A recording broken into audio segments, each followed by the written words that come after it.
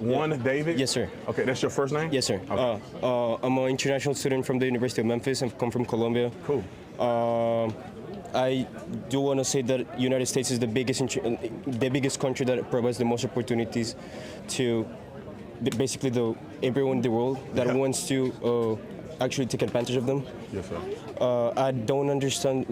My question is, what would you say to the leftist party that's saying that immigration is bad? But I think that immigration is good if it's filtered and if legally you come here to this country as I came here. Yeah. So my question is, what would you say to the leftists that say that immigration is bad? Yeah, before I answer that, do you feel slighted when somebody comes here illegal? Yes. When you came here illegal? Yes. Perfect. I feel the same way you feel. I think we should all be on the same page with this. If you come to America, it's a great thing. Please, the best, the brightest, the greatest in the world, come to America. But you gotta do it legally. You can't just sneak through a fence and break the law. That's not fair. Because people, if you go out right now, you get a DUI, you're going to jail. If your kid in the car, you get a felony, and your kid is going to have to go with CPS or somebody else, and you're going to jail, they're not going to care. If you come across the border, somehow they think your kid's supposed to stay with you in a detention center. That's insane. That's a two-tier system. You want to come to America, come over here legally. You did it legally. Why is it hard for everybody else to do it? I don't think it's right that we let these people come in here. And what's happening is we have an influx of illegals coming into our country of all races. And our taxpayer dollar is going to support them. I mean, $50 million I think they just did in New York. They putting these people in abandoned black schools that they abandoned because they did not financially support it, but they're using that money to put illegals in there. In Springfield and other places, they're giving them tens of thousands of dollars on EBT cards. That is insane. And you know what makes me mad about illegal immigration? That every minority should be peed about. Not one of these people that have came into our country illegally fought in any war, shed any blood, had to pick not one cotton, had to do no struggle. And black people struggle for this amount of time. They come in, get everything for free, and we still hanging on with a hope and a dream. So, to your point, I think that people should come here legally. I'm thankful that you come to America. It's great that you're here. I hope you come here and graduate with straight A's. Don't be a victim and make a difference. And I don't know if you become a citizen or you go back or whatever you do, I'm glad you did it the right way, and I hope the best for you. Thank you. And one thing you never forget, don't be a victim. I'm never. You got people that's born here that's victims, and you came from another country and you love America more than half of them. I will say that people here don't understand and don't take advantage of the opportunities as they should, because instead of actually doing something for their future, they're so focused on the minimal stuff and the materialistic stuff that won't give them a future to grow and to actually succeed. I come from a place where there's real struggle, that people actually don't have any type of opportunity, but here in America, people has opportunity to actually. Hold on, I want to answer that question real quick. She said you come from Cuba, right? No, Colombia. Colombia. She said the same struggle in Colombia is in America. Is that true? No, it's not true at all. Because here you have the opportunities to succeed. Here, the country, America is giving you money for you to go to college. Colombia now. People here, you're getting food stamps. You're getting food stamps here. In Colombia, you're not getting food stamps. Not in Colombia. Not getting food stamps in Colombia. People in the streets struggling for money in the lights and stuff. Here now. You have homeless shelters here. In Colombia, you don't. So people don't understand. Colombia, a democracy or a dictatorship? All right, let's go. Democracy. It is a democracy. Just maybe you should do a little research real quick. But all right, thank you for the question. I appreciate it. Thank you, brother. I'm more so, I feel like this is gonna ruffle some feathers and kind of get me, Oh, ruffle some feathers? Ruffle some feathers. Don't worry about it. You gotta tell the truth. Jesus ruffle feathers all the time. I wanted to agree with you. It was a conversation you were having with the other dude. I feel like as black people, we do victimize ourselves a lot. I see it in our community, and I used to be one of those black people who were like, I really like almost had this hatred for white people because that's what all they were showing me, until I actually went out and I started to go places and I started to see, interacting with white people, and I was seeing how not every white person was bad, and it was shocking me how they were so nice. And so basically I just want to say slavery, that is a very sensitive topic. However, my personal opinion is that we're in 2024, and it's a new time. And I'm not saying forget about it, but I just feel like we as black people shouldn't just sit around and mope about it all day. Every time I get on another social media platform, all they talk about is slavery, and I understand that is very important. It's a very sensitive topic, and I don't want to be desensitive to it, like insensitive to it. But I understand it. However, I just feel like it's more to us as a black community. Yes. Like in schools, all they teach us is we are known as are the people who were oppressed. I feel like we are a very creative people. We are very fun. We play a very key role in the making of America today, in society today. And I just feel like we are more than just slavery. We are more than just the people who were killed. We are more than just a people who were once illiterate. And a lot of people can argue about black rights, but I definitely feel like it went downhill once we decided to dwell in civil rights, because I feel like they only do what, in some sense, to an extent. Yeah. They can only do what we allow. 100%. How we had schools, but we chose to mope around and, cry about them not letting us into their schools. Yeah. It's like, we have to make it like you said, we have to use the cards that we have and play the cards that we're dealt. I just feel like constantly staying stuck in this victim mindset that every white person is out to get us. I just feel like it's very... We agree. We agree. It's interesting because I would imagine that every single person standing here would agree with you, right? I mean, I don't know how trying to get black people exposure as being greater than just this victim mentality, how is that bad? We know about the martyrs, but we don't know about the successful black people that have done so many great things in America. Like the automatic transmission in a motor vehicle today, a black man made it. The stoplight, a black man. Black people have invented so many things. We don't know who invented what, but we know who the last one that got killed by a police officer. George Floyd got so much coverage, which I think what happened to him was wrong. But my God, they made a statue out of the guy. But they won't even talk about Ben Carson. Most people don't even know who Ben Carson. I mean, I won't say most. I hope that most people know who Ben Carson is. I don't even know who that is. Raise your hand if you know who Ben Carson is. Oh my God, that's insane. You guys don't know who Ben Carson is right here? Y'all know who Ben Carson is? That's what just happened here. He ran for president. He is one of the greatest black men to ever live. And it's crazy that we know George Floyd, but we don't know Ben Carson. Ben Carson, a neurosurgeon. He's the first person in world history to separate conjoined twins at the head. Nobody in the world has ever done that. Ben Carson was the first. He is one of the greatest men that lived. He's brilliant. He came from humble beginnings. His mama was poor.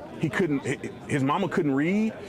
That guy had an incredible story, and we should know him more than we know these other people. Yeah, and I feel like it does. So you know who he is. Yeah, I'm real hip. Good. Yeah, good. And I just feel like as a society, we should magnify black success more than we talk about black oppression.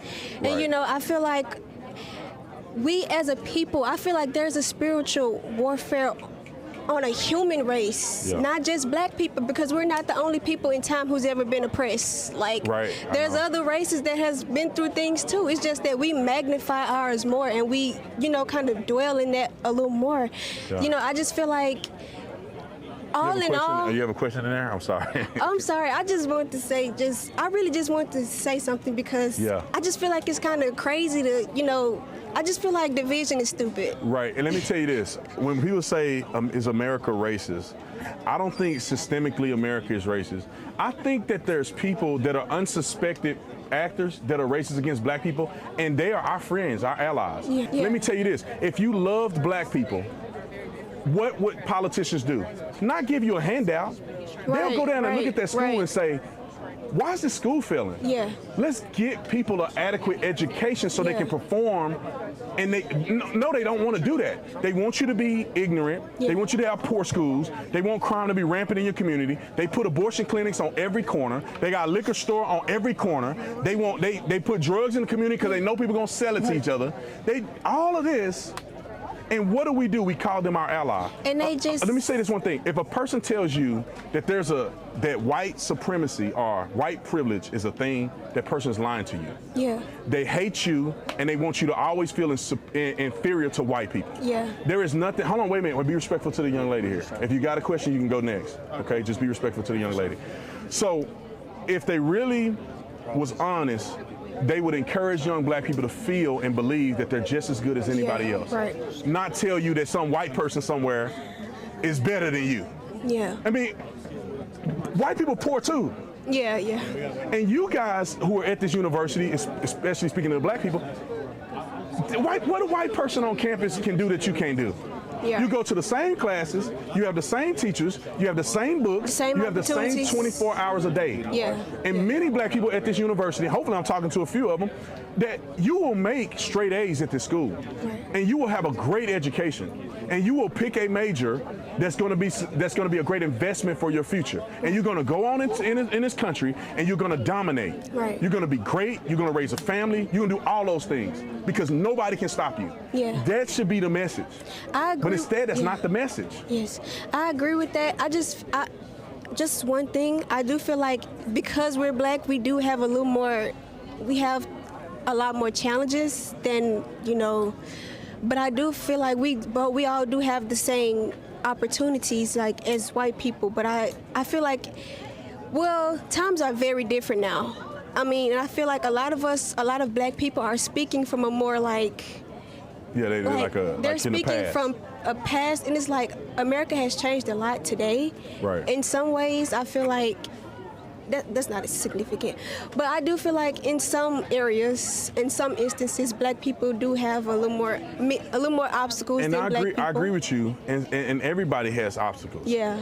We can't feel like we're just uniquely Right. situated where we just have more issues than anybody else. Man, everybody got problems. Yeah, yeah. When I was a cop and I patrolled the poor white neighborhoods, they had the same issues that I remember growing up and experiencing. Just the only difference was they didn't have gangs. Yeah. It wasn't no gangs, but poor, ain't got no daddy, ain't got nothing to eat, on food stamps, Yeah. terrible schools, getting judged at the stores. I mean, you get a guy coming in with sores on his scratching his neck, man, the store owner like, this is a crackhead, it's a meth head. And they get discriminated against too in some cases. One thing that I think that people should be talking about is classism. Racism is less of an issue in America than classism. If you are Tariq Hill, you can drive I don't know how many miles per hour and play the victim. Tariq Hill's rich. He can pay a ticket like it's nothing. Yeah. If you P. Diddy. Speaking of P. Diddy, how does man go this long doing all that dirt and all of a sudden he get caught I don't know how many decades later? I mean, when you got money, you at a different level. I don't care what color you are. Right. You can afford a lawyer. So if you poor, white, black, or different, you get in trouble with the law, you get a public defender. And that same public defender suck for a black person and white person the same. I'm not saying all of them suck, but they're not equipped like if you had to pay for a person to defend you. Right. That's a poor thing. Rich people get away with doing stuff all the time. Right. They get away with these white collar crimes and all this stuff because they got the money to deal with it. So the question I was going to be having today was, with how much division that's happening as of right now within the United States, how are we all going to be able to heal together as a nation? The healing process has to be an individual thing. I look at you, you may be a different color than me, I don't know you, I don't hate you. I don't think you hate me. Yes, sir. Unless you show me something that make me think you hate me. That's how we all should operate with one another. If I see another black person, I don't automatically believe that she's on my side or not. I love her because I'm a Christian and God told me to love other people. And then I'll talk to her and she may hate me and be evil to me. Or she may just talk on the side like this girl over here. But regardless of that, we should love one another and treat everybody with respect. It's not that hard. I mean, it could be difficult, but I think we should do it, right? I mean, I don't think do you hate black people? No, sir. So, I think that people should give everybody a fair shot and not think that you are a racist white man and hate black people, or think that she ghetto or this guy's illegal or something. We shouldn't do that.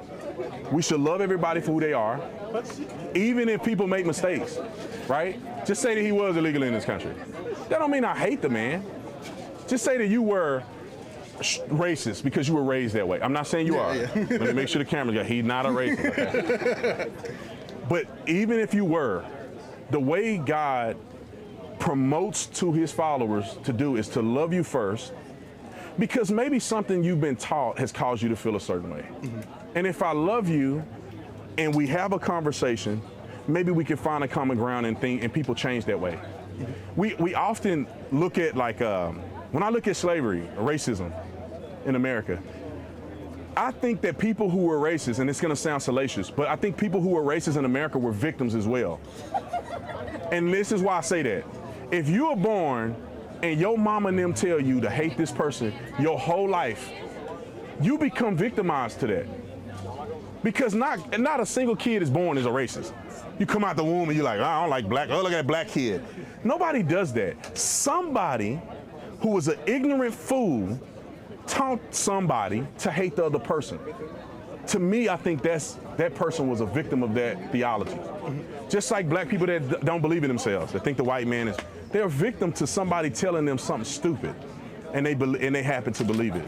So we should treat everybody with respect, love everybody, until they give you a reason not to fool with them. The end. I mean, that's the end of that. You have another question? Yeah, that's Thank you. everything. Thank you so much. My question is, so you know how in Thomas Sowell he wrote this book called Discriminations and Disparities, Yeah, I actually read and he that. talks about personal motivations and how some people have grown up raised in whatever victimhood they have experienced, whether that's been single motherhood or fatherlessness, homelessness, whatever, and they're grown basically up in that environment, and then they don't have the personal motivations, or they don't think or see themselves as being lawyers or doctors or president or anything like that. They just see NBA players, rappers, things like that.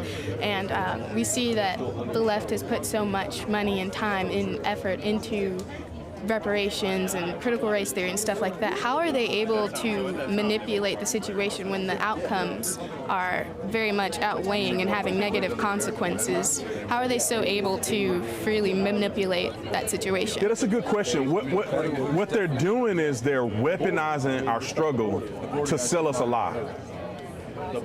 Instead of saying, we know that America have unduly put black people through a certain struggle, let us empower you to empower yourself, not sit here and let us hand you something.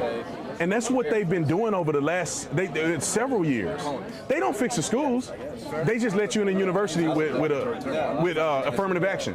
It's like, no, fix the schools so the kids are qualified and they're competitive. You don't go to the end of the line to try to fix something. You go to the root of it. Young black people, like when I was growing up, I never thought about being a doctor. I didn't know a doctor. I knew a whole bunch of dudes playing college football. I knew a whole bunch of dudes rapping. I wanted to be like, Tupac was my favorite rapper. Me and my cousins, when we were young, we used to try to battle rap each other to beat Bone Thugs. Well, y'all probably too young to know Bone Thugs and Harmony and all that. But we used to battle rap to beat Bone Thugs and Harmony. We just didn't have the vision. And it's unfortunate that just gets perpetuated and celebrated time and time again. I understand why it happens, because it's easier to be successful playing sports than it is in academics to a certain degree, right? Yeah. You come from a crappy school. I went to Dunbar High School, which I love my school, but it's in the hood, man, and we didn't have resources like that. Some people did very well academically. I didn't. I went to university and got a degree for free by playing sports. But what we have to understand and what needs to be preached is that there's life outside of just this glam of athletics and entertainment. We need to start finding other people to look up to than just LeBron. Like the young lady, and then I don't think she was black enough, but she didn't know who Ben Carson was. But if I asked her who Beyonce was, she'll tell me. And Ben Carson is far greater of an impact in American history than Beyonce could ever have. She makes music. Ben Carson is one of the most brilliant men to ever live out of any race of anybody. So I think that they've been playing us with the emotionalism and weaponizing our pain. Because black people, I remember when I was in college and I took Africana Studies, my first class we learned about lynching. I was so mad I was so mad at white people when I saw that I used to walk through campus and I would walk straight and I'd be like, let a white person bump into me. I had this anger and hatred that I had when I saw how they did these black people. So the question from that point is that, do you go with hatred, or do you understand what has happened and you want to be better? And you understand that me and you and none of these people have nothing to do with slavery. We have nothing to do with it. That stuff was a long time ago. To me, slavery doesn't affect us today. Only in understanding how it happened and not repeating it, but it don't affect us today. There's nothing stopping me from being on the university full of white people. How am I any different than a white person? Let me tell you this. I want to say this. When people say that black people had a disadvantage in America, and they explore this idea or they exacerbate this idea of white privilege, they're essentially saying black people aren't better or aren't the same as white people. They're saying that black people are less than white people. Because right now, every black person on this campus should understand that there's nothing that a white person can do that you can't do. And if you don't feel that way, you've been tricked. I went to University in New Jersey. Look at this woman still talking. Can you be respectful? Why don't you come to the mic? You're disrespecting another sister. All you're doing is disrespecting everybody that's coming to the mic. Let me move on. Let me move on. Because you're drawing attention to you. You're in my ear. You're in my ear. And look, I'm getting the attention I want, right? Really? This is the attention you want? Not really, but that's the thing. So I don't think nothing. I just want you to stop or come to the mic. It's just simple, man. See, this is the difference. You can't have a mentality like this. This is how people fail in life, to a certain degree. You gotta have decorum, even if you disagree with somebody. You gotta have a level of decorum. But anyway, let me move on to the next question. You have a next question? That's basically it. But yeah, with especially, I think that people take it because every single ethnicity in America has had a history of coming into the United States. You know, like the Italians came and they were discriminated against. Irish people came, they were discriminated against. I think that black people's integration into society was more recent in years as far as segregation goes. I know we were slaves and stuff like that, but when they were supposed to be accepted as people, it was entirely different as opposed to that. But it's just crazy. No, I think I agree. You made a really good point, and I think that everybody should understand this. She had made mention that the integration of black people is much different, right? If you look at the Hispanic people that have come into this country, the integration is different. They come through immigration, or they illegally come into this country, whichever way they do it. They didn't have to go through slavery, Jim Crow, and all the other stuff. So that's a valiant point, that black people did have a challenging position to be integrated into America. Is much difficult. But I think through the adversity and difficulty, black people have become much better than they would have if it was no adversity. And if you take advantage of it, you will be great. There's nobody has done anything great without adversity. Nobody. And I feel like black people that are successful have taken adversity and they've maximized. They've taken that idea of saying, well, you can't come into this restaurant, to saying, you know what, I'm gonna open my own restaurant and I'm gonna change this thing. My dad, that's why having a father is important. My dad, I remember he was on a fire department. He started when he was 19. My dad is almost, let's see what my dad, almost 60. Started when he was 19. He said there was discrimination on the fire department when he first started. Like some white guys and then black guys, they didn't really get along. What did my dad do? Did he tuck his tail between his legs? Did he go cry and want to get Al Sharpton to get involved? My dad said, you know what? They better watch how they treat me, because one day they'll be working for me. My dad became the chief, Fort Worth, Texas. He was a battalion chief in Fort Worth, Texas, retired. Chief of Waco, retired. Chief of Keller, Texas. And he's gonna retire from there. You don't need to allow adversity to make you crumble like a coward. You take adversity and you maximize, and you become great because of it. I came from Fort Worth, Texas, Dunbar High School, and Stop 6 in the hood. I didn't let that dictate who I would become. I said, you know what, I see people are selling drugs. I'm gonna give you an example. We used to have this car wash, and you get your car washed for like $5. Them crackheads, I don't know how they end up putting coins in there or whatever. They'll wash your car $5. One day I went to the car wash, get my car wash, and I saw a brother smoking crack behind that car wash, and it hurt me. I said, why am I giving money to see my brother smoke crack on the back of this thing just to get my car washed? That changed how I saw my own community. And I said, I want to make a difference. I'm gonna become a police officer because I want to make a difference in policing. I want to go to university and get an education because most people in my family have never been to a university. I took adversity and I said, let me take this adversity and use it as fuel to make me become the greatest man that I can be. And if everybody does that and are consistent, they will maximize what God has for them. Not everybody gonna be rich. Not everybody gonna be Elon Musk. That's not your goal. Your goal is to play the cards that God has put in your hand. And that goal may be being a good mom. That goal may be being a straight A student, graduating cum laude, summa cum laude.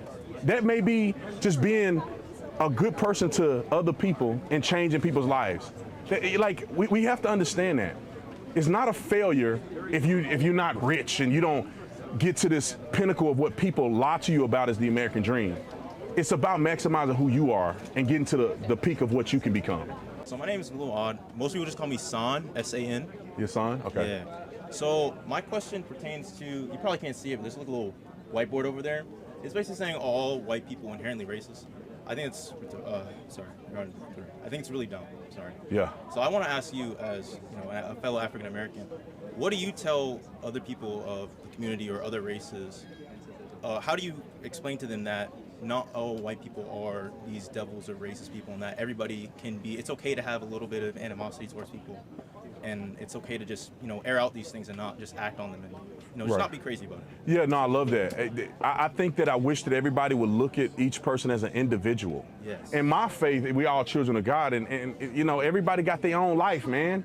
Like you can't lump everybody in the same category, right? There's black people that I seen down the street that I didn't know they're gonna try to rob me in the car or not. Does that mean that every black person is like that? No. Does that mean every white person is a racist because one fool want to say something crazy? No, it's just common sense. Even siblings are not the same. Just because my brother do a certain thing don't mean I do the same thing. We're all different. Every single person is different. God made everybody different. Everybody got a different DNA. Everybody got different fingerprints. We're all different. So I would tell people, judge a person based on your interaction with that one person. And I think an even bigger thing is, like, people may see me on social media and they come here and they have this built up ideology of this is what Brandon Tatum is. Don't do that, man. Just come and hear me out. And I would say the same for other people. Just take each individual and love everybody initially, right? Until they give you a reason not to want to be a part of what they're doing.